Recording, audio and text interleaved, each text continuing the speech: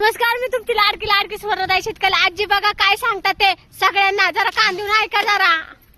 तुम्हाला सांगते माझं म्हणणं का आम्हाला येऊन येऊन कटाळा आलाय, म्हणलं शेती करावा.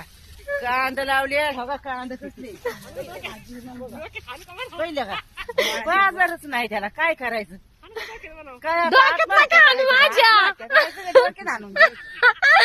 नाही तुम्हाला डोक्यात आणसान. तुझ्या नाही. बघा काय आम्ही आलोय सकाळी, बिग बॉस सकाळी आलोय आम्ही 8 वाजता कांदा कटिंगच्या कामाला. काय तरी तुम्ही लक्ष तरी द्या ना आमच्या शेतकरी.